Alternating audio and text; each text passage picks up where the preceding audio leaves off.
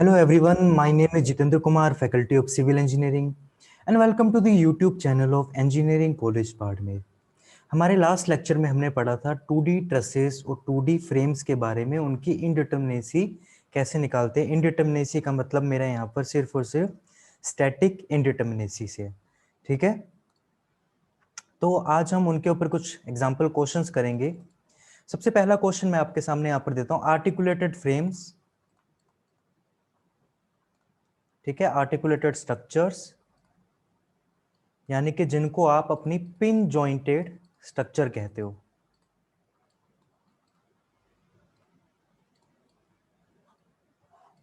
तो उसके ऊपर एक क्वेश्चन है, यहां देखिए आप।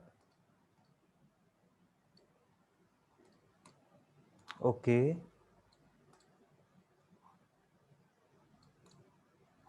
This question is directly taken from a standard book.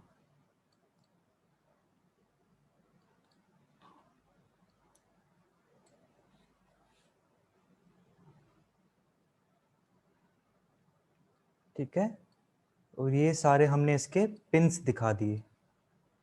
Pins का मतलब ट्रस, यानी कि ऐसी स्ट्रक्चर जिसके अंदर सिर्फ एक्सियल फोर्सेस जनरेट हो रहे हैं और एक्सटर्नल लोडिंग जो भी लगेगी कहाँ लगेगी, इन पिंस के ऊपर लगेगी। मेंबर हैं, शॉर्ट मेंबर हैं, ठीक है, और उसके बाद स्ट्रेट मेंबर रहते हैं। तो एक इस तरह की कुछ स्ट्रक्चर आपको दे रखी है मैंने। बाय इसकी एक्सटर्नल जो हमारे पास सपोर्ट कंडीशन दे रखी है, उससे तो हमको क्या दिख रहा है कि सिंपली सपोर्टेड है, ठीक है। फॉल जो स्ट्रक्चर है वो कैसी, एक सिंपली सपोर्टेड, यानी कि एक साइड तो क्या दे रखा है, हिंज दे रखा है, दूसरी साइड क्या दे रखा है आपको, रोलर दे रखा है। सिंपली सपोर्टेड यानी कि एक्सटर्नली तो ये स्टेबल लग रही है, लेकिन क्या इंटरनली ये स्टेबल है, ठीक है। तो इसके लिए मैंने आपको फॉर्मूला बताया था। हमें क्या निकालना है यहाँ पर, स्टैटिक इनडिटर्मिनेसी को कैलकुलेट करना है।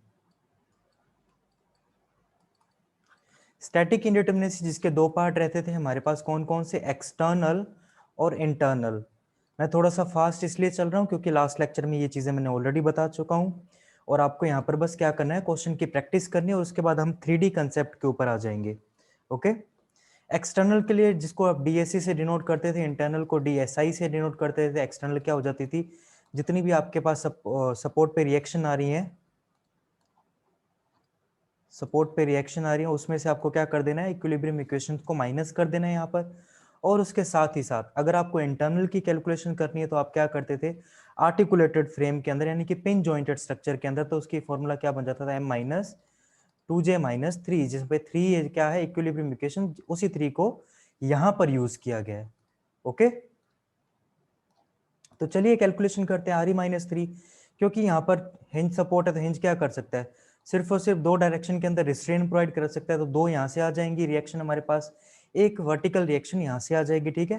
तो 3 माइनस 3 0, यानी कि एक्सटर्नली तो कैसी होगी, स्टेबल होगी, उसके साथ डिटर्मिनेट हो गई, ठीक है। एक्सटर्नली तो कैसी है ये, determinate.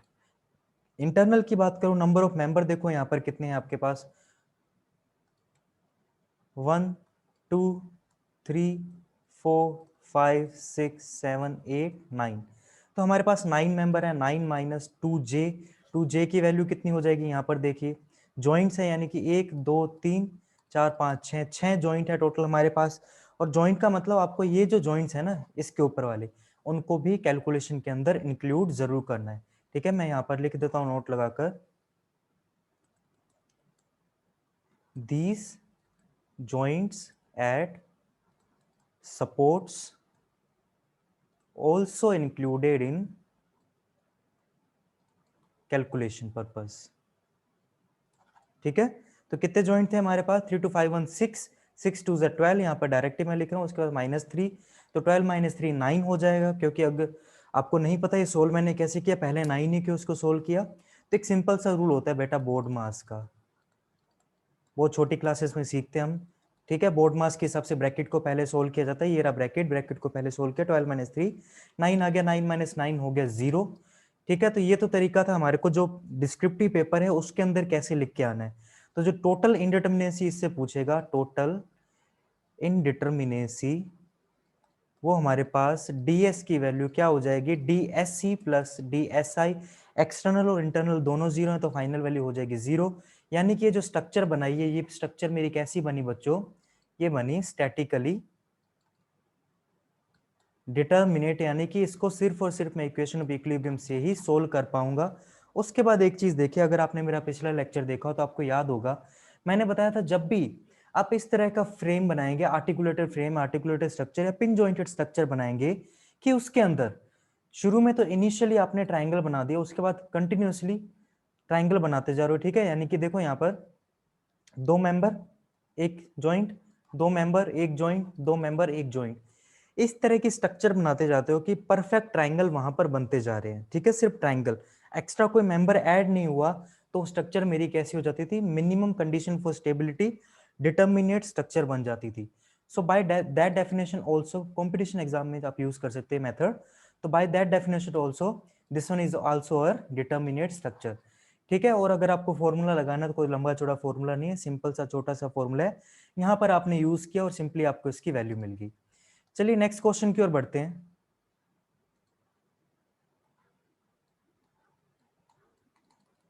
I am unable to draw by this, let us draw by hand only, ठीक है। सारे मेंबर स्ट्रेट हैं, ऐसे मत समझना कि टेढ़े बनाए हैं कुछ मैंने। वेट ए मिनट, ओहो,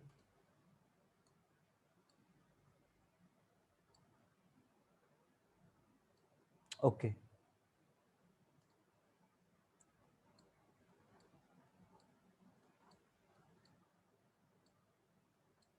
ये यहाँ पर मैंने पिंस प्रोवाइड करा दिए, और इस बार जो कंडीशन देते हैं दोनों हिंज की देते हैं, ठीक है। इसमें वर्टिकल लोडिंग, जनरल लोडिंग वाली कंडीशन नहीं होती, तो हॉरिजॉन्टल रिएक्शन का जनरेट होना एकदम लाजमी है यहाँ पर। तो अगर आप सोच रहे हो कि इसमें हॉरिजॉन्टल कहाँ जनरेट होगी, वर्टिकल रिएक्शन कहाँ जनरेट होगी, या जनरल लोडिंग की कंडीशन क्या है, वर्टिकल लोडिंग कंडीशन क्या है, इसके लिए हमारे प्रीवियस लेक्चर देखिए, बाय सीक्वेंस बढ़ते हुए आपको पूरा समझ आ जाएगा, ठीक है। और यहाँ पर ये जो बीच वाले मैंने मेंबर बनाए हैं, ये वाले, जब तक आपको क्वेश्चन के अंदर ये मेंबर डिनोट ना किए गए, इस तरह की जो पिन डिनोट ना किए गए, तब तक आपको इनको अलग मेंबर नहीं मानना, ये पूरे मेंबर को आप एक सिंगल मेंबर मानकर चलोगे, जब तक आपको ये पिन इस तरह से नहीं दी हो या स्पेसिफाई नहीं किए किसी रीजन से, ठीक है। तो चलिए इसे सोल्व करते हैं। तो हमारे को क्या निकालनी है, स्टैटिक इंडिटर्मिनेसी, ठीक है। यानी कि ds की वैल्यू कैलकुलेट करनी है, जो कि एक्सटर्नल स्टैटिक इंडिटर्मिनेसी dSc और इंटरनल स्टैटिक इंडिटर्मिनेसी dSi के बराबर होती है। क्योंकि बात करें हम ट्रस की, तो एक्सटर्नल वाले में तो मैंने आपको बताया था, आपको सिंपली क्या कर देना है, Re-3 कर देना है, जब तक कि नॉर्मल जनरल लोडिंग वाला केस चल रहा हो। और वैसे भी आर्टिकुलेटेड फ्रेम में तो जनरल लोडिंग ही चलेगी हमारे पास, जितने फ्रेम वगैरह आर्टिकुलेटेड स्ट्रक्चर यानी पिन जॉइंटेड या रिजिड स्ट्रक्चर में। लेकिन जैसे बीम आती है, बीम के अंदर वहां पर थोड़ा सा कंडीशन चेंज हो जाते हैं, जनरल और वर्टिकल लोडिंग का आपको ध्यान रखना है, कहाँ रिएक्शन जनरेट हो रही है, कहाँ नहीं हो रही, ठीक है। यहाँ तो हो गया Re-3, DSi की बात करूं क्योंकि फ्रेम है तो M माइनस, डबल इक्वल लिख दिया मैंने गलती से यहाँ, M माइनस 2j-3, और 2j-3 है मेरा ब्रैकेट में। यहाँ पर अगर मैं कैलकुलेशन करने जाता हूँ तो मेरे पास नंबर ऑफ मेंबर देखो कितने हो जाएंगे। पहले तो सपोर्ट रिएक्शन देखें, तो सपोर्ट रिएक्शन मेरे पास एक वर्टिकल, एक हॉरिजॉन्टल, एक वर्टिकल, एक हॉरिजॉन्टल, टोटल 2 + 2 4 जनरेट हो रही है। तो 4 - 3 1, तो एक्सटर्नल स्टैटिक इंडिटर्मिनेसी की वैल्यू कितनी आ गई, DSc = 1। इंटरनल की अगर मैं बात करूं तो यहाँ पर देखिए, एक चीज बता दूं, कैलकुलेशन करने का कईयों का अलग अलग तरीका होता है, काफी जगह आपको सेपरेट वेज दिखेंगे। कुछ लोग क्या करते हैं कि किसी मेंबर के ऊपर के हिंज को इंटरनल हिंज मानते हुए कैलकुलेशन के अंदर ही उसे इंक्लूड कर देते हैं, ठीक है, उसे रिलीज के अंदर यूज कर देते हैं, लेकिन जो फाइनल वैल्यू स्टैटिक इंडिटर्मिनेसी यानी डीएस की आएगी वो सेम ही आएगी, वो नहीं चेंज होने वाली। उनकी डीएससी और डीएसआई की वैल्यू चेंज हो जाती है। कुछ लोग क्या करते हैं, इस फॉर्मूले को कंबाइन कर देते हैं, ठीक है, इस तरह से कि अगर मुझे फाइनल डीएस की वैल्यू चाहिए तो वो क्या हो जाएगी, डीएससी प्लस डीएसआई। तो इसे कंबाइन देखो कैसे किया, Re-3 प्लस M-2j-3, ब्रैकेट को ओपन किया तो माइनस माइनस प्लस हो जाएगा, इस 3 से ये 3 कट हो जाता है, और ds की फाइनल वैल्यू हमारे पास क्या आ जाती है, M-2j प्लस Re। कुछ जगह आपको ये वाला फॉर्मूला भी दिख जाएगा फाइनल कैलकुलेशन के लिए, तो ये भी सही है, गलत नहीं है। मेरा तरीका क्या रहता है कि मैं जनरली अलग अलग सोल्व करता हूँ, एक्सटर्नल को अलग, इंटरनल को अलग, ताकि कोई गलती होने के चांसेस अगर दिख भी जाते हैं तो वापस उसे रेक्टिफाई कर पाऊँ, पूरा का पूरा फॉर्मूला मुझे वापस ना लगाना पड़े। इंटरनल की बात करें, नंबर ऑफ मेंबर काउंट करते हैं, चलिए यहाँ पर तो मेंबर देखिए कितने हो गए, 1 2 3 4 5 6 7, 4 ये 7 और 4 11, 7 + 4 11, 11 + 4 15। तो देखो 15 मेरे पास यहाँ पर मेंबर हो गए। जॉइंट्स की बात करूं, जॉइंट कितने हो गए, 3 + 3 6, बीच में 2 8, ठीक है, 8 2 16, -3 कर दिया। तो अब यहाँ पर मेरे पास 16 - 3 कितना आ गया, 13। 13 और 15 में से 13 को माइनस किया तो बचेगा 2। तो मेरे पास अगर DSI की वैल्यू मेरे पास आनी हो तो कितनी आ जाएगी, 2। फाइनल कैलकुलेशन करूं अगर DS का तो मेरे पास कितना आ जाएगा, 2 + 1 3। तो उसके अंदर स्टैटिक इंडिटरमिनेसी कितनी आ गई, 3 आ गई। यानी कि स्ट्रक्चर मेरी कैसी है, स्टैटिकली इनडिटर्मिनेट स्ट्रक्चर है, यानी कि इसको मैं इक्वेशन ऑफ इक्विलिब्रियम से सोल्व नहीं कर पाऊंगा। एक्स्ट्रा कंडीशन इक्वेशन यानी कि कंपैटिबिलिटी इक्वेशन स्लोप और डिफ्लेक्शन की फॉर्म में चाहिए होंगे, जिसके पास लिए मेरे पास अलग अलग मेथड होंगे, फोर्स मेथड, स्टिफनेस मेथड, इस तरह के, जिसमें अलग भी उसके पार्ट हो जाएंगे, ठीक है। एग्जैक्ट मेथड के अंदर ही सारा का सारा आ जाएगा हमारा। कौन से मेथड ऑफ एनालिसिस यूज करेंगे वो भी हम देखेंगे। एक चीज यहाँ पर आपको पॉइंट में बताना चाहूंगा कि स्टैटिकली इनडिटरमिनेट जो स्ट्रक्चर आती हैं, सिर्फ उन्हीं के पर्पस के लिए हम स्ट्रक्चरल एनालिसिस की बात करते हैं, क्योंकि डिटरमिनेट स्ट्रक्चर थी वो तो स्ट्रेंथ ऑफ मटेरियल से भी सोल्व हो रही थी, सिर्फ और सिर्फ इक्वेशन ऑफ इक्विलिब्रियम से। फिर स्पेशल स्ट्रक्चरल एनालिसिस पढ़ने की जरूरत ही क्या है, तो किसके लिए, वो मेनली स्टैटिकली इंडिटरमिनेट स्ट्रक्चर के लिए, जिसके लिए हमें यहाँ पर क्या चाहिए होगा, एक्स्ट्रा कंपैटिबिलिटी इक्वेशंस। ओके, और ये कंपैटिबिलिटी इक्वेशन किस फॉर्म में चाहिए होंगी हमें, in the form of slope and deflections, ठीक है, स्लोप थीटा, डिफ्लेक्शन डेल, इस डेल या फिर इस डेल से भी दिखा सकते हैं, आपकी चॉइस के ऊपर डिपेंड करता है, ठीक है। तो एक और क्वेश्चन हो गया हमारा स्टैटिक इंडिटरमिनेसी के ऊपर। एक लास्ट क्वेश्चन आपके लिए कर देते हैं यहाँ पर।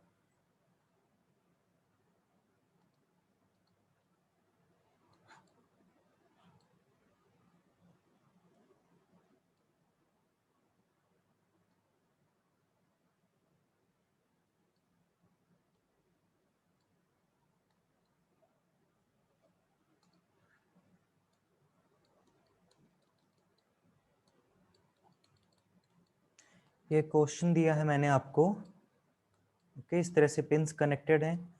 अगेन आपको क्या कैलकुलेशन करना है, स्टैटिक इंडिटरमिनेसी का,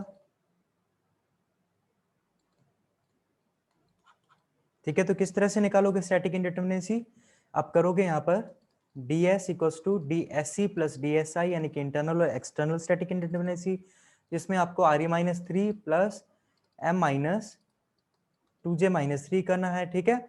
एक्सटर्नल निकालने जाओगे, दोनों साइड हिंज दिखाई दे रहा है, तो दो रिएक्शन यहाँ जनरेट होंगी, दो रिएक्शन यहाँ जनरेट होंगी, हिंज पर दो होती हैं, कैसे होती हैं पुराना लेक्चर देखिए, ठीक है। 4 - 3 यहाँ पर आपने कर दिया। नंबर ऑफ मेंबर देखो कितने हैं, 1 2 3 4 5 6 एंड 7 मेंबर यहाँ पर है मेरे पास। अगर कोई गलती हो जाए तो उसको आप कमेंट सेक्शन में बता देना, पूरी कोशिश रह रही है कि कैलकुलेशन वगैरह मिस्टेक ना हो, लेकिन फिर भी हो जाती है क्योंकि हम भी ह्यूमन है। तो ह्यूमन एरर की वजह से अगर कोई मिस्टेक है तो उसे आप नोट डाउन करके नीचे कमेंट सेक्शन के अंदर पोस्ट कर सकते हैं, ठीक है। तो टोटल 7 मेंबर थे। नंबर ऑफ ज्वाइन देखे 1 2 और 3 + 2 5 हो गए, 5 2 10 हो गए, -3 7 - 3 और 7 - 7 हो जाएंगे, वो कैसे हो जाएंगे फिर 0। तो इंडिटरमिनेसी कैसी आएगी, सिर्फ और सिर्फ एक आएगी यहाँ पर, वो भी कौन सी, एक्सटर्नल। तो ds की जो फाइनल वैल्यू आने वाली है वो 1 रहेगी। और कैसी है ये, स्टैटिकली इनडिटरमिनेट स्ट्रक्चर है। इस क्वेश्चन को कराने का मकसद देखिए, ट्रायंगल फॉर्मेशन कंप्लीट, उसके बाद दो मेंबर एक जॉइंट, दो मेंबर एक जॉइंट, यानी कि सक्सेसिव ट्रायंगल फॉर्म हो रहे हैं यहाँ पर, जिसमें कोई एक्स्ट्रा मेंबर नोट डाउन नहीं हुआ। तो by that law of triangle formation यहाँ पर बाय जियोमेट्री यहाँ पर स्टैटिकली डिटरमिनेट होनी चाहिए इंटरनली, जो कि आपको दिख रही है, जिसकी फाइनल वैल्यू ये आई थी 0। तो एग्जाम के अंदर क्या रहता है कि हमें इस तरह का फॉर्मूला लगा के चेक करने की जरूरत नहीं पड़ती, काउंटिंग करने की जरूरत नहीं पड़ती। अगर आपका थोड़ा सा विजुअलाइजेशन मेथड स्ट्रॉन्ग हो जाता है, प्रैक्टिस करते हो आप बार बार, तो एग्जाम के अंदर सिर्फ 4 से 5 सेकंड में आप क्या कर सकते हैं, इसकी वैल्यू 0 बता सकते हैं कि हाँ इसका आंसर क्या आ रहा है, मेरा 0 आ रहा है। तो फाइनल आंसर वहीं पे खत्म हो जाता, जिससे बाकी क्वेश्चन को आप जो टफ वाला क्वेश्चन है उसको टाइम दे पाते। ठीक है, तो ये थे कुछ क्वेश्चन मेरे 2D ट्रेसेस के, 2D ट्रेसेस या फिर आर्टिकुलेटेड स्ट्रक्चर्स, या फिर इसको मैं क्या कह दूं, मेरे पिन जॉइंटेड स्ट्रक्चर्स। ओके, इतना समझ आ गया। आप भी इसके ऊपर बहुत से ज्यादा क्वेश्चन लगाएं, ये तो मैंने एक खाली एग्जांपल दिया था डेमो का इसमें, कि हमारे पास किस किस टाइप के क्वेश्चन आ सकते हैं और कैसे उनको फॉर्म करना है इन दी कंपटीशन एग्जाम और या फिर आपके इन दी नॉर्मल एग्जाम्स। ओके, तो अब यहां पर हम बात करेंगे हमारे 2D फ्रेम्स यानी कि रिजिड जॉइंटेड स्ट्रक्चर्स के ऊपर। ठीक है, राइटिंग देखिए मेरी रनिंग हैंड राइटिंग है और उसके साथ साथ मैं बोल भी रहा हूँ, तो थोड़ा ध्यान से आप सुनिए, आपको समझ आ जाएगी। ठीक है, इसमें राइटिंग का इतना सोचने की जरूरत नहीं। अगर मैं ज़्यादा यहाँ पर मोती पिरोने लग जाऊंगा तो एक कोर्स को बहुत टाइम लग जाए, क्योंकि इसका काफ़ी बड़ा कोर्स है हमारे पास यहाँ, और कुछ भी स्किप नहीं कर सकते वरना स्ट्रक्चर ही समझ नहीं आएगी पूरी। ठीक है, तो 2D फ्रेम के अंदर सबसे पहले एक सिंपल सा एग्जाम्पल लेता हूँ मैं। बीम्स के लिए नहीं बता रहा हूँ, बीम के लिए आप सिंपली कैलकुलेट कर सकते हो, उसमें इतनी कोई चक्कर नहीं है। आप सिंपल क्वेश्चंस लगाओ। ठीक है, इस तरह का एक portal frame method, portal frame दे रखा है मैंने आपको। पोर्टल फ्रेम मेथड नाम की भी एक चीज होती है जिसके बारे में हम पढ़ेंगे। अप्रोक्सीमेट मेथड ऑफ एनालिसिस है फॉर द इंडिटरमिनेट स्ट्रक्चर, जिसमें डिग्री ऑफ इंडिटरमिनेसी बहुत ज्यादा हो जाती है। पोर्टल फ्रेम मेथड और कैंटिलीवर मेथड, ठीक है, हाई रेज बिल्डिंग वगैरह के लिए यूज किया जाता है। एज पर सिलेबस हमारे है, तो उसके लिए दो दो क्वेश्चन करके हम डायरेक्ट उसके एग्जाम्पल से आपको समझा देंगे। ठीक है, उसमें इतने वरी करने की जरूरत नहीं, काफी सिंपल रहती है स्ट्रक्चर हमारी, अगर इसको रोज पढ़ें तो। चलिए, इसके ऊपर लोडिंग लगी होगी, आपको पता है इसमें जनरल लोडिंग वर्टिकल लोडिंग वाला कोई सिस्टम रहता नहीं, इतना चक्कर नहीं पड़ता। तो हमारे पास क्या होगा, अगर लोडिंग लगी है तो एक रिएक्शन यहाँ, एक रिएक्शन यहाँ, और एक मोमेंट जनरेट हो जाएगा। उसके बाद अगेन एक रिएक्शन यहाँ और एक पेंडिंग मोमेंट जनरेट हो जाएगा। मतलब 3 नंबर ऑफ रिएक्शन दोनों साइड से आ जाएंगे हमारे पास। क्योंकि मुझे स्टैटिक इंडिटरमिनेसी यानी कि ds की वैल्यू निकालनी है, जो कि dse प्लस dsi हो जाती है, जिसमें एक्सटर्नल स्टैटिक इंडिटरमिनेसी के लिए तो मुझे कोई चक्कर नहीं है, re-3 करना पड़ जाएगा। मेन दिक्कत आती है मैं इंटरनल स्टैटिक इंडिटरमिनेसी कैसे कैलकुलेट करूं। तो उसके लिए मैंने लास्ट टाइम एक फॉर्मूला ड्राइव करके बताया था कि एक मेंबर पर 3 जनरेट हो रहे हैं, उसके बाद एक जॉइंट पर 3 रिलीज हो सकते हैं। ठीक है, और उसमें से 3 इक्वेशन ऑफ इक्विलिब्रियम यहाँ पर हमें माइनस करने पड़ेंगे, 3m माइनस 3j माइनस 3। या फिर अगर आपको इतना सब नहीं करना, ठीक है, एक सिंपल सा फॉर्मूला याद करना है, तो आप 3c एक फॉर्मूला याद कर सकते हो, जिसमें c का मतलब बच्चों क्या हो जाता है हमारे पास, number of cuts available to open this close loop structure. ठीक है, in the case of 2D rigid frame, pin jointed frame की मत कर देना ये चीज। ठीक है, रिजिड फ्रेम के लिए। तो चलिए एक्सटर्नल की बात करते हैं। एक्सटर्नल कैसे निकालेंगे, 3 रिएक्शन यहाँ, 3 यहाँ से यहाँ, टोटल 6 माइनस 3, तो फाइनल 3 आ जाएगी। तो DSC की वैल्यू तो मेरे पास कितनी आ गई बच्चों, 3 आ गई। ठीक है, DSI को कैलकुलेट करके देखें तो हमारे पास 2 फॉर्मूले हैं। ठीक है, बाय दिस फॉर्मूला मेरे को कोई लूप स्ट्रक्चर नहीं दिख रहा, तो नंबर ऑफ कट्स यहाँ पर 0 है, तो DSI की वैल्यू बाय दिस फॉर्मूला तो होनी चाहिए 0। लेकिन देखें कि क्या ये फॉर्मूला भी सच होता है, ऊपर वाला भी। तो इसमें हमारे को नंबर ऑफ मेंबर चाहिए। मेंबर देखिए 1 2 एंड 3 मेंबर, 3 3 जा 9, यहाँ पर हो गया 9। उसके बाद number of joint 1, rigid joint है। ठीक है, फॉर द कैलकुलेशन पर्पज मैंने उसको बस ऐसे थोड़ा सा गोल बना दिया था। नंबर ऑफ जॉइंट कितने, 4, 3 2 जा 4, माइनस 12 माइनस 3 आपको करना ही है, 12 माइनस 3 9 हो जाएगा, 9 माइनस 9 0 हो जाएगा। मतलब बाय दिस फॉर्मूला भी हमारा आंसर 0 आ रहा है। ये मेथड मेरा बताने का ये मकसद है कि बाय दिस मेथड या बाय दिस फॉर्मूला आप उसके अंदर एक्चुअल नंबर ऑफ रिएक्शन कहाँ कहाँ कितनी क्यों आ रही है उन्हें कैलकुलेट करो, कि एक मेंबर के अंदर 3 है, उसके बाद एक जॉइंट 3 यहाँ से रिलीज हुए, 3 यहाँ से, 3 यहाँ से, 3 यहाँ से रिलीज हुए, लेकिन उसमें से एक जॉइंट के लिए जो 3 कंपैटिबिलिटी 3 कंडीशन इक्वेशन यानी कि इक्वेशन ऑफ इक्विलिब्रियम का आपने ऑलरेडी यूज कर लिया, तो उसको माइनस करना पड़ेगा। ठीक है, उसमें से 3a माइनस 3j माइनस 3 करके फॉर्मूला हमारे पास फाइनल डिराइव हो गया था। तो चाहे ये मेथड लगाओ चाहे ये मेथड लगाओ, दोनों के हिसाब से आंसर आपका सेम आने वाला है। तो फाइनल मेरे को जो डिग्री ऑफ स्टैटिक इंडिटरमिनेसी की वैल्यू ds कितनी मिल जाएगी यहाँ पर, 3। यानी कि मेरे को अननोन कितने मिलेंगे यहाँ पर, 3 अननोन मिलेंगे। और उन अननोन को कैसे कैलकुलेट करूंगा, by the help of compatibility equation in the form of slope and deflection. ठीक है, चलिए इसके बाद एक और आपको क्वेश्चन करके दिखाता हूँ, फिर हम 3D केस के ऊपर चलते हैं। 3D केस के बाद में आपको एक और चीज बतानी है मुझे, रिलीज रिएक्शन। ठीक है, रिलीज रिएक्शन यानी कि इंटरनल मेंबर के अंदर इंटरनल जॉइंट्स मैंने प्रोवाइड करा दिए, कि मान लीजिए इंटरनल रोलर प्रोवाइड करा दिया, ठीक है, इंटरनल गाइडेड रोलर प्रोवाइड करा दिया, इंटरनल पिन, इंटरनल लिंक, ठीक है, इंटरनल हिंज प्रोवाइड करा दिया आपको। तो उससे हमारे स्ट्रक्चर के ऊपर क्या इफेक्ट पड़ेगा, उसकी डिटर्मिनेसी के ऊपर, उसके अंदर जो अननोन्स आ रहे हैं उसके ऊपर क्या इफेक्ट पड़ेगा, उसके अंदर की कंपैटिबिलिटी कंडीशन इक्वेशन है उनके ऊपर क्या इफेक्ट पड़ेगा। तो उसके लिए हम एक सेपरेट लेक्चर ही बना देंगे, उसको हम बोलेंगे रिलीज रिएक्शंस। ठीक है, तो अभी एक और इसका क्वेश्चन कर लीजिए आप।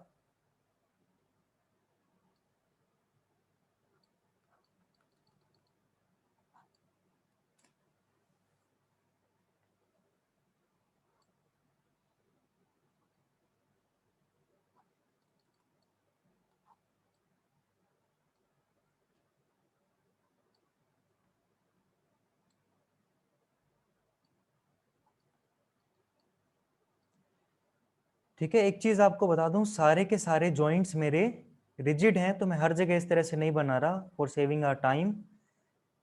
ठीक है, all the joints are rigid, या फिर सिंपली लिख देता हूं that is structure is rigid jointed 2D frame. तो इस डीएस की कैलकुलेशन कितनी होगी?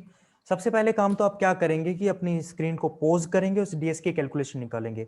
उसके बाद जो मैं फाइनल वैल्यू यहाँ पर निकालूंगा उसके साथ मैच करेंगे और चेक करेंगे क्या आपका आंसर और मेरा आंसर मैच करता है कि नहीं, और किसका सही है। ठीक है, चलिए डीएस की कैलकुलेशन करते हैं। डीएस कैलकुलेशन हमारे पास क्या हो जाती है कि इसके दो पार्ट हैं, एक तो एक्सटर्नल कैलकुलेशन करनी पड़ेगी, एक इंटरनल कैलकुलेशन करनी पड़ेगी, डीएसआई।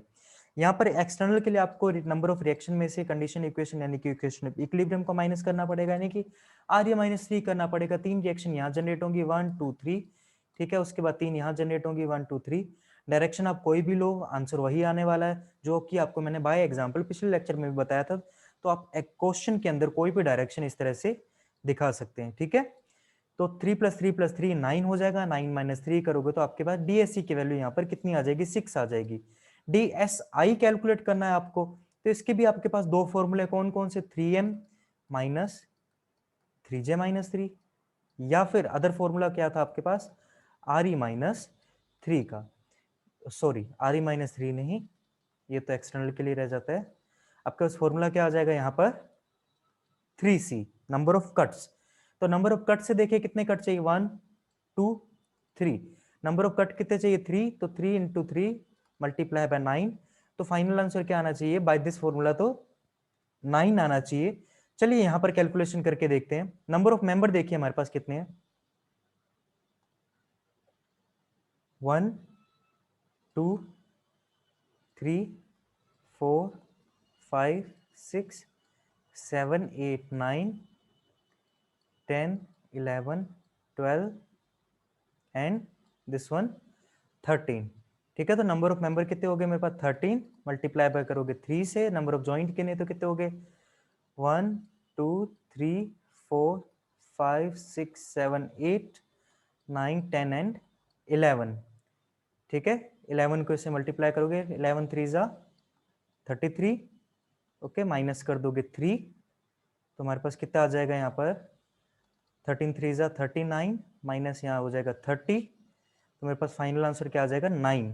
तो by this formula the answer is same, यानी कि कोई भी फॉर्मूला लगाओ आंसर सेम ही आने वाला है। एग्जाम के अंदर आप क्या कर सकते हो कि ये फॉर्मूला लगाकर और ये फॉर्मूला लगाकर अपने आंसर को वेरीफाई भी कर सकते हो, क्योंकि आप मेरा फाइनल आंसर जो मैंने निकाला जल्दबाजी में ना निकाल कर क्या उसका फाइनल आंसर सही है नहीं, तभी लगाना है। कॉम्पिटिशन एग्जाम की बात कर रहा हूँ, तभी लगाना है जब आपके पास प्लेंटी ऑफ टाइम हो।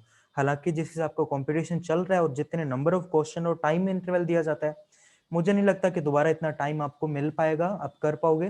तो एक बार में जो फाइनल आंसर आपने चूज कर दिया बिना सोचे समझे, बिना खुश हुए कि सही हुआ और बिना उसके ऊपर दुख मनाए कि मेरा आंसर गलत हुआ है, आपको बस न्यूट्रल फीलिंग रखते हुए आगे बढ़ते जाना है। ठीक है, ना हार माननी है, ना जीत का उत्साह दिखाना है वहां पर, बस आपको क्या करना है, अपना जो आपने काम करके आए हो, जो स्टडी करके आए हो, साल भर 2 साल भर मेहनत की है, बस उसी मेहनत को वहां पर आपको शो करना है। ठीक है, किसी को आपको शो ऑफ नहीं करना, अपनी मेहनत को अपने लिए, कि आप उस सीट को, जो भी वैकेंसी है उसको ग्रैब कर पाओ अपने लिए। ओके, तो ये थे मेरे डिग्री ऑफ स्टैटिक इंडिटरमिनेसी। ठीक है, for the 2D frames and trusses. क्या हो अगर कंडीशन 3D हो जाए तो?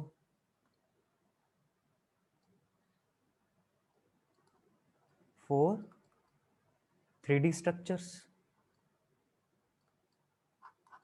इसमें हम पहले बात करेंगे ट्रसेस के लिए। अब ट्रस को मैं बार बार ये नहीं लिखूंगा, articulated structure, pin jointed structure, ठीक है, तो उसका मतलब हर जगह आप सेम ही समझना। तो चलिए अब ट्रस के बारे में पढ़ते हैं।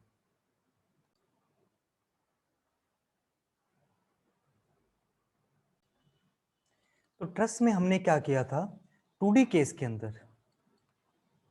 2D केस में अगर आपको याद हो क्या किया था, कि मैंने बताया था कि एक मेंबर के ऊपर एक फोर्स ही जनरेट होता है, यानी कि कौन सा? Axial only. एक्सियल में या तो कंप्रेशन होगा या फिर क्या होगा मेरा? टेंशन। अब एक चीज बताइए, ट्रस चाहे 2D हो 3D हो, फोर्स तो एक्सियल ही जनरेट होगा, क्योंकि बाय डेफिनेशन ऑफ ट्रस का मतलब ही क्या है कि उसमें एक्सियल फोर्स जनरेट होगा। तो even in the case of 3D structure, even in the case of 3D structure, हमारे पास मेंबर के अंदर फोर्सेस की वैल्यू कितने रहने वाली है? 1। कौन सी? एक्सियल वाली। ठीक है, यहाँ पर नीचे लिख नहीं रहा हूं, उसका मतलब समझ जाइए कैसी है वो, कि हम एक्सियल की ही बात कर रहे हैं यहाँ पर।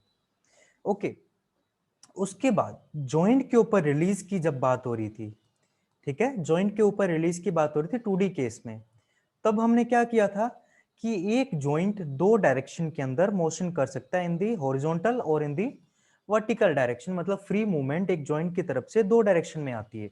यानी कि अगर आपको इक्वेशन यहां पर निकालनी हो एक जॉइंट के ऊपर से, तो दो डायरेक्शन में निकल सकती है, एक तो समेशन ऑफ ऑल हॉरिजॉन्टल और समेशन ऑफ ऑल वर्टिकल की जीरो करके। ठीक है, मोमेंट की तो होगी नहीं, क्योंकि मोमेंट क्या है, पिन के अंदर मोमेंट तो जीरो ही रहने वाला है।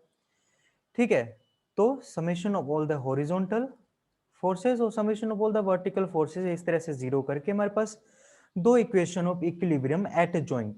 समझने के लिए अगर मैं बोलूं कि उसको मैं क्या बोल सकता हूं, कि दो इक्वेशन ऑफ इक्विलिब्रियम मुझे एट ए जॉइंट मिल सकती है। ठीक है, in the case 2D structure. लेकिन जैसे 3D आएगा, 2D में तो टोटल इक्वेशन ऑफ इक्विलिब्रियम कितनी मिल सकती थी? Summation of all the vertical horizontal end moment about A point zero. लेकिन क्योंकि पेन जॉइंटेड स्ट्रक्चर है, वहां पे मोमेंट तो ऑलरेडी रिलीज ही कर रखा है, हमने क्या कर रखा है, मोमेंट को ऑलरेडी रिलीज कर रखा है, तो मोमेंट को तो कंसिडरेशन करना ही नहीं पड़ेगा उसके अंदर। ठीक है, वही वर्टिकल लोडिंग वाले केस के टाइप में समझने के लिए अगर बोलूं तो इस तरह से मेरे पास number of equation of equilibrium तो 6 आती हैं इन द 3D केस। कौन कौन सी? Summation of all the horizontal forces zero, vertical force is zero, and forces along your direction coming out from the screen or going inside the screen also zero. उसके बाद summation of x zero, summation of y zero and summation of z zero। ठीक है, जिसमें x तो मेरा twisting moment के अंदर generate हो जाता था। अगर आपको याद नहीं हो तो पुराना लेक्चर आप देखें, थोड़ा याद रह जाएगा कि किसको ट्विस्ट बोलते थे, किसको शेयर, किसको एक्सिल बोलते थे। ठीक है, कि अगर हमने फोर्सेस पढ़े थे ना, इंटरनल मेंबर फोर्सेस की बात की थी, तो वो भी फोर्सेस है, पार्ट ऑफ फोर्स सिस्टम ही है, right, for structure being in static equilibrium.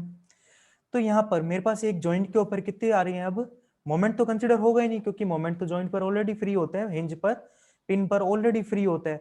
By example भी आपको मैंने बता रखा है कि जैसे ये मेरा बॉल सॉकेट का अरेंजमेंट है, 3D हिंज टाइप की बात करूं, यहाँ पर मेरे कुल्ले के ऊपर, यहाँ पर शोल्डर के ऊपर, शोल्डर हैंड के बीच में मेरा कौन सा अरेंजमेंट है? बॉल सॉकेट अरेंजमेंट, जो कि 3D हिंज का काम करता है। उसी तरह से पिन भी मेरा 3D हिंज ही हो गए वहां पर। ठीक है, तीन डायरेक्शन में मोशन कर सकते हैं, तो तीन डायरेक्शन में मेरे पास वहां पर क्या आएगी?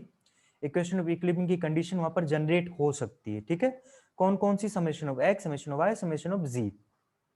तो यानी कि बेसिकली मेरे पास एक तो अननोन एट ईच मेंबर, इन्हें क्या कह देते हैं? अननोन्स, क्योंकि इनकी वैल्यू निकालनी है। और नॉन मेरे पास कितने हो सकते हैं एक जॉइंट के ऊपर? एक जॉइंट के ऊपर मेरे पास 3 नॉन्स प्रेजेंट हो सकते हैं। ठीक है, यहां कितने? 2 नॉन। तो जो फॉर्मूला मेरे पास फाइनल बन के आ जाएगा, कैसा बन के आएगा?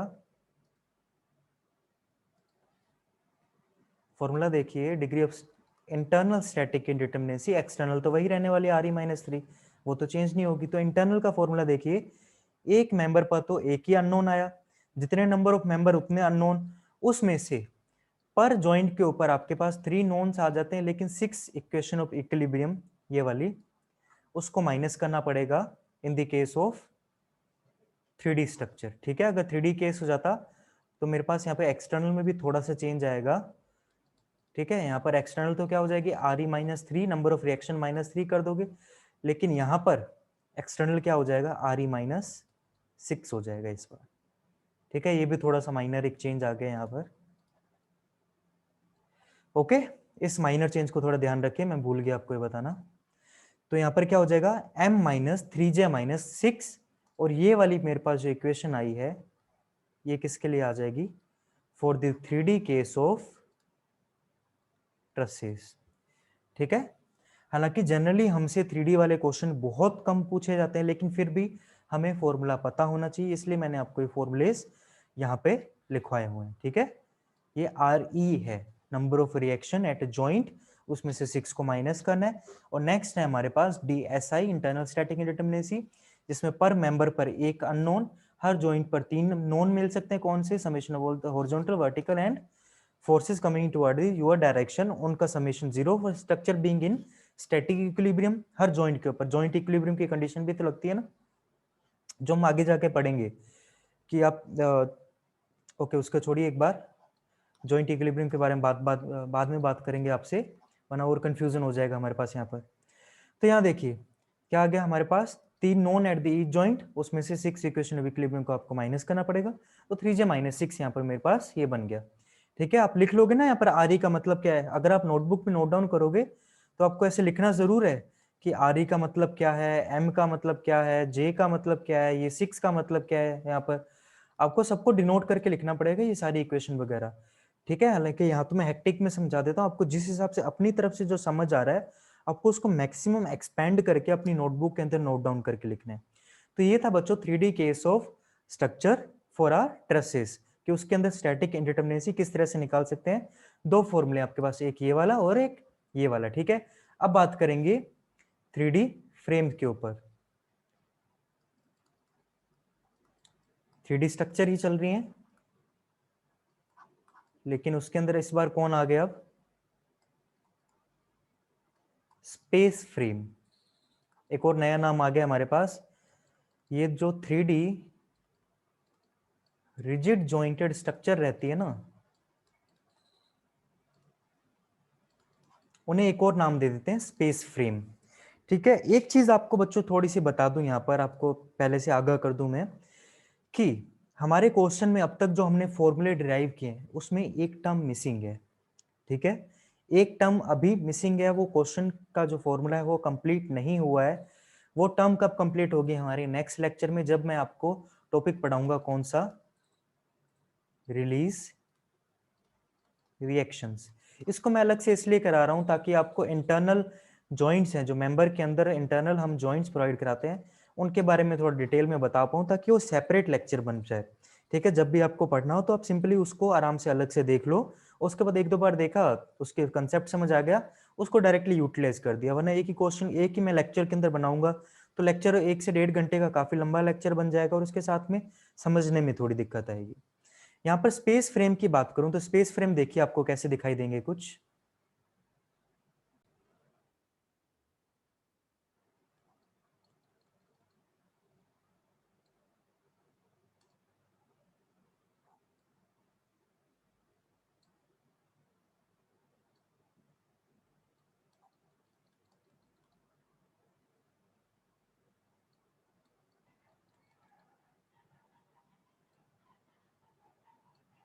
सारे मेंबर रिजिड जॉइंटेड हैं। ठीक है,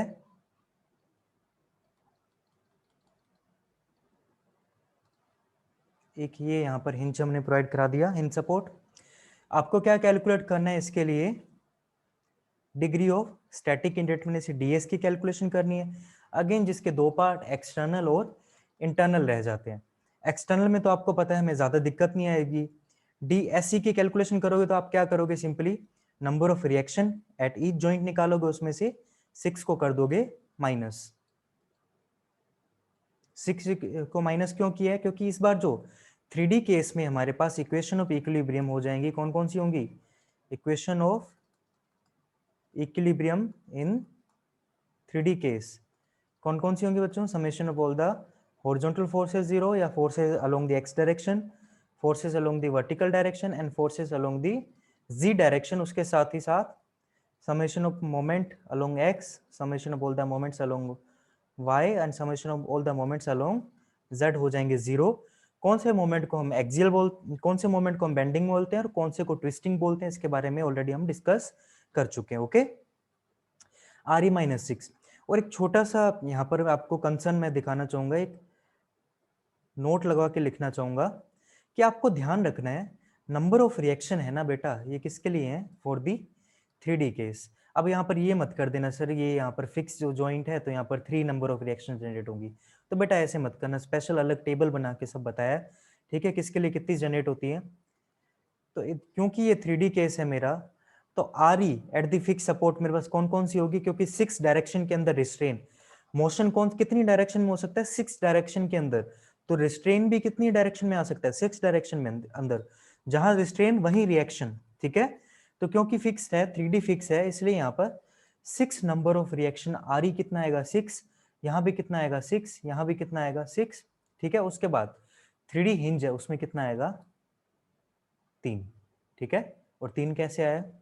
पिछला लेक्चर आपको देखना पड़ेगा, यहाँ नहीं बताएंगे, ठीक है, क्योंकि बार बार एक ही चीज बताने का मतलब नहीं, आप पढ़ोगे नहीं तो आपका ही नुकसान है। ओके, अच्छे से नोट्स बनाओ। तो अगर एक्सटर्नल मेरे को डीएससी की कैलकुलेशन यहां पर करनी पड़ती है तो कितनी हो जाती है बच्चों?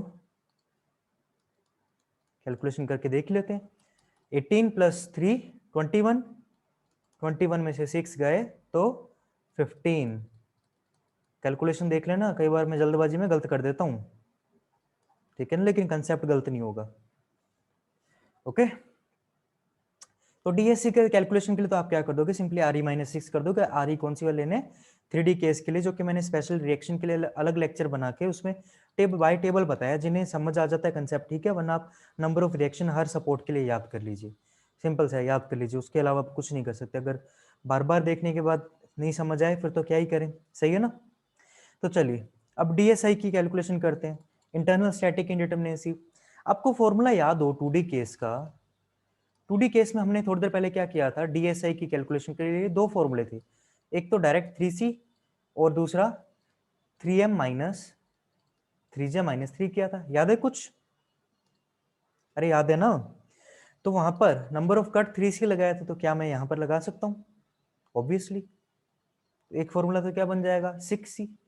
क्योंकि इस बार जो हमारे पास फोर्सेस एक मेंबर के अंदर जनरेट हो रहे हैं, इंटरनल फोर्सेस एक मेंबर के अंदर जनरेट होंगे कितने? 6। कौन कौन से? एक्सियल, 2 शियर के, 2 बेंडिंग मोमेंट के और एक ट्विस्टिंग मोमेंट का, ठीक है। कौन कौन से जनरेट होंगे? एक्सियल, 2 शियर, 2 बेंडिंग मोमेंट और एक ट्विस्टिंग मोमेंट का। कैसे जनरेट हुए? बाय एक्सप्लेनेशन हमने एक सेपरेट मेंबर के अंदर सेक्शन कट करके डिफाइन किया हुआ है, उसमें ऑलरेडी पिछले लेक्चर देखिए आप, ठीक है। तो 6C एक तो हमारे पास ये फॉर्मूला बन जाएगा। दूसरा फॉर्मूला क्या बनाओ? एक फॉर्मूला तो डीएसआई का बन गया, अदर फॉर्मूला, तो जिस तरह से एक मेंबर के अंदर 3 फोर्सेस जनरेट हो रहे थे, तो इस पर कितने जनरेट हो जाएंगे? 6, ठीक है। तो मेंबर की जगह क्या आ जाएगा? 6M। जॉइंट की जगह क्या आ जाएगा? 6J। और 3 की जगह क्या हो जाएगा? 6। तो फाइनल फॉर्मूला जो मेरे पास इंटरनल स्टैटिक इंडिटरमिनेसी का बाय कैलकुलेशन आएगा, वो कितना आएगा? 6M माइनस 6J माइनस 6, ठीक है। क्योंकि यहाँ पर नंबर ऑफ कट्स कितने दिखाई दे रहे हैं आपको? कट्स, अगर मुझे नंबर ऑफ कट्स लगाने होते तो कितने होते हैं? 1 कट यहाँ पर करना पड़ता है स्ट्रक्चर को, क्लोज लूप स्ट्रक्चर को खोलने के लिए। तो 6 1 जा 6, यहाँ पर 6 आंसर आता है इंटरनल स्टैटिक इंडिटरमिनेसी का। बात करूं अगर internal static indeterminacy by this formula, तो कितने मेरे को करने पड़ेंगे? नंबर ऑफ मेंबर गिनिए, 1 2 3 4, 4 सपोर्ट के हैं, 4 ऊपर है, 8 हो गए, 8 हो गए, 8 6 जा 48 माइनस उसमें से नंबर ऑफ जॉइंट, तो 1 2 3 4, नीचे 4 जॉइंट हो गए, ठीक है। 4 and 4 8, अगेन 48 माइनस 6 42 हो जाएगा, 48 माइनस 42 कितना हो जाएगा? 6 आंसर आएगा, फाइनल आंसर 6 यहाँ से 6 यहाँ से, मतलब कि जो कि एकदम सही है अब तक। ओके, तो ये था बच्चों 3D केस हमारा स्ट्रक्चर्स के लिए, जो बाय कैलकुलेशन आपको यूज करना पड़ता है। उसके बाद अरे इन्हें हिंज मत मान लेना, इंटरनल हिंज, ठीक है। अभी हिंजेस के बारे में बताया नहीं, खाली कैलकुलेशन के लिए मैंने यहाँ पर गोला बना दिया कि नंबर ऑफ जॉइंट्स कितने हैं, ठीक है। ये कोई हिंज वगैरह नहीं है, फॉर कैलकुलेशन है। सारी की सारी स्ट्रक्चर कैसी है, रिजिड जॉइंटेड ही है, ठीक है। तो ये था हमारा case for 3D structure for calculation of static indeterminacy in space frames, ठीक है। एक चीज आपको थोड़ा सा पॉइंट बता दूं, गलती जनरली हम कहाँ करते हैं, या हमें क्या हो जाता है, कंफ्यूजन हो जाता है एक जगह पर कि सपोर्ट्स को कुछ जगह क्या लिखा होता है, थोड़ा सा डिफरेंट टर्म्स में डिनोट किया होता है। तो हमारे को एक सपोर्ट दे रखी होगी इस तरह से, कंफ्यूजन कौन सी सपोर्ट में होता है, ठीक है। बेसिकली ये जो लास्ट सेगमेंट में बता रहा हूँ, ये कैसा है हमारा, ये कंफ्यूजन पॉइंट टाइप है कि जनरल कंफ्यूजन कहाँ मिलता है। एक सपोर्ट होती है आपकी रोलर सपोर्ट, ठीक है। ऊपर हिंज लगा होता है, नीचे रोलर लगे होते हैं।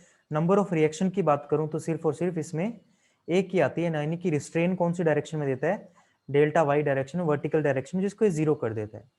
उसके बाद एक और सपोर्ट आती है, कुछ इस तरह से दिखाई देती है, ठीक है। इसका नाम क्या था, रोलर सपोर्ट। और आपको एक चीज बता दूं बच्चों, इस सपोर्ट को भी हम क्या कहते हैं, हमारी रोलर सपोर्ट कहते हैं, ठीक है। तो जो इसके कैरेक्टरिस्टिक्स हैं वही इसके सेम बिहेवियर ये सपोर्ट शो करती है, बस थोड़ा रिप्रेजेंट करने का तरीका अलग है, डायग्राम बनाने का तरीका अलग है। This is also is a roller support. It was like a confusing point, so which I have faced in my past. That's why I felt like I should tell you this point also. Okay, तो आपको ये समझ आ गया होगा। तो आज के लिए लेक्चर के लिए इतना ही। अगर किसी को कहीं कोई डाउट होता है तो सिंपली नीचे कमेंट सेक्शन के अंदर पोस्ट कर सकते हैं, उस डाउट को हम नेक्स्ट सेक्शन के अंदर रिजोल्व करने की कोशिश करेंगे, वरना टाइप करके वो डाउट सोल्व हो सकता है, तो नीचे हम कमेंट सेक्शन के अंदर ही रिप्लाई करके सोल्व कर देंगे। तो होप सो आपने सेशन को एंजॉय किया होगा। आज के लिए इतना ही। Thank you for watching the video.